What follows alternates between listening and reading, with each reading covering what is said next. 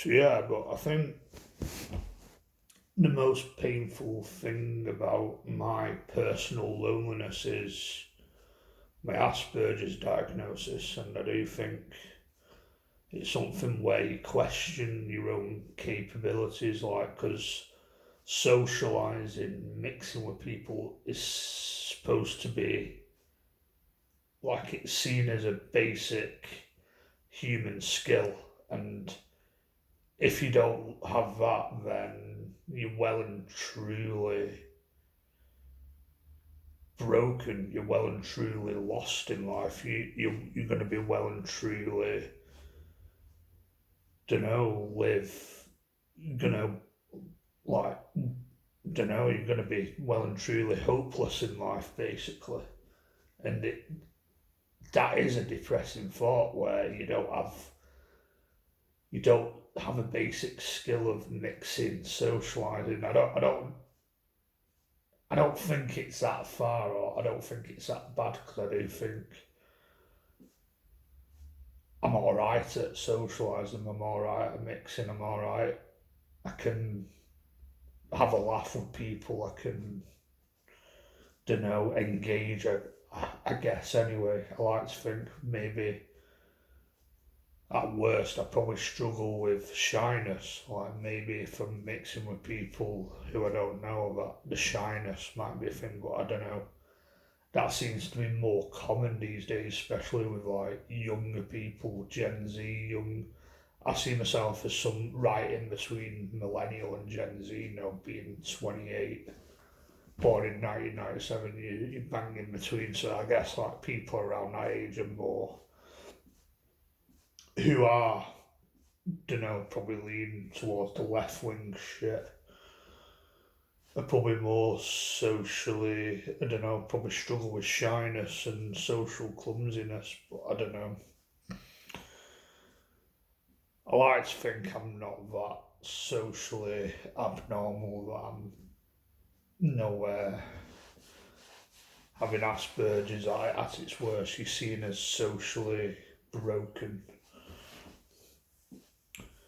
Like, there's a video by Jolly Heretic where he talked about, I don't know, someone he went to uni with who had autism, probably quite severe autism by the sounds of it, verbal and all that, but he did an impression of him, and the way he described him, he seemed absolutely socially hopeless in life, where he had to go into detail, like he mentioned something, oh, Jim, would you go to the pub with me? And I was, yes, but I need to check the bank. I need to check that I've got enough money to buy myself a pint, and I need to check that the buses are running on time so I can get home safely. And like, I guess you get the picture where he's socially fucking hopeless.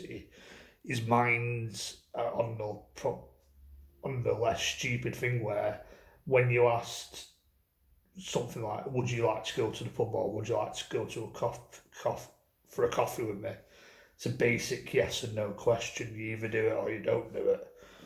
And I guess like if you're in the same university sort of campus, then you don't really have to worry about buses and time and all that. But I guess there is people who are autistic that are absolutely socially hopeless and just clumsy socially at its fucking peak. I guess I'm not that bad, but it is a confidence destroyer when you do have a label. But I guess I'm ranting on a bit too much about that. And like I've compared myself to people like my sister, people that grow up in the same house, who has grown up in the same house as me, basically had the same upbringing, but I don't know.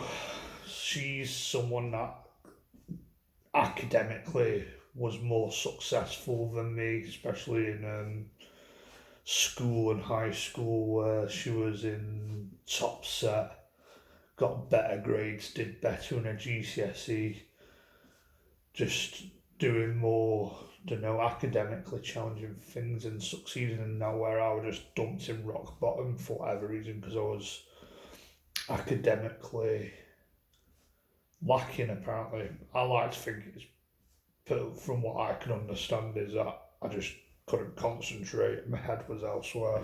Not that I was thick or academically stupid or fucking retarded. I like to think that I just, maybe due to having Asperger's, that concentration skills, it's probably the same with like ADHD, where there's probably, I've heard ADHD can clash with Asperger's, where you could even have both, that there's levels of attention, concentration sort of skills, and don't know, like I think there was sort of levels of ADHD in me when it comes to that, where it came to attention and not really taking the works that seriously or as seriously as I should, and I'm more interested in fucking pissing about, taking the piss, making jokes, being a little dickhead. That's probably clear signs of levels of ADHD, in my opinion. I'm no expert though. I'm no medical professional. And I guess with my sister and women, they seem to naturally come in packs where they naturally gravitate into groups of probably other females, or don't know, my sister seems to have a lot of male gay friends, but they probably have more of like a female brain. No psychologist or anything, but from other videos that I've watched, they seem to gravitate in more, like, just being more, I don't know, integrating into groups comes more natural, whereas men it's probably more challenging unless you're part of like a rugby team or a football team, or I don't know, you work on a construction site or a building site. But I don't know, maybe I'm just making excuses for my own failures of not really socialising, because at best socialising, I can get on with certain people. Like if I go to a group like Andy's Man Club or a volunteer, I might have end up having a conversation with someone, I don't know, about what films, football, what have you. Then you don't really talk to them again. They just fuck off. They don't seem to turn up again, and that's just how it is. I don't know if it's probably nothing of my fault or anything, but that's how it is. Maybe I should look for groups or clubs or volunteering or even working in my local area, Rochdale, all that sort of stuff. Maybe I would be part of a community. It's always something that's confused me to why I've never been part of this, like a community. Why I can't seem to integrate into my hometown sort of thing.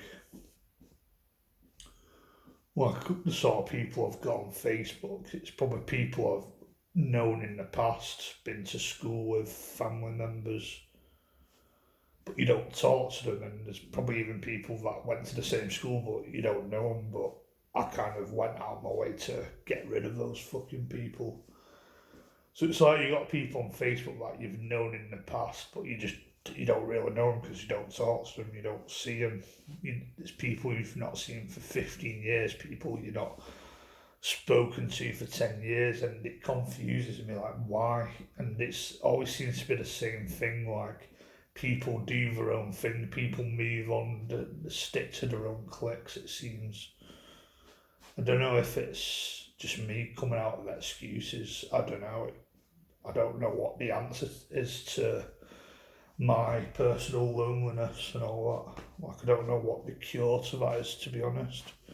Could keep trying, testing things out, and maybe something would just click, something would just happen. But something that's confused me, I don't know what the answer is, I don't know what the reason is behind it, why it all fell apart. Maybe I had a bad start when it comes to adulthood, not really having the right support, not really having strong family connections. I feel like people like my parents never really understood me. Like, they just don't know what to do because they're quite useless when it comes to that. Bit harsh and all that. Like, I love my parents to bits, but that's probably the truth. But nobody's perfect. And I'd definitely include myself in that. I'm definitely not perfect. These videos are proven anyway.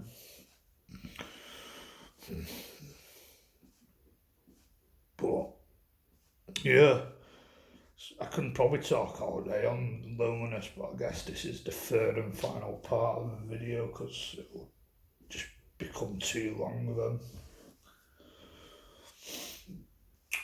Because, don't know, but yeah, let me know in the comments if you've got any thoughts on this. I'd like to know.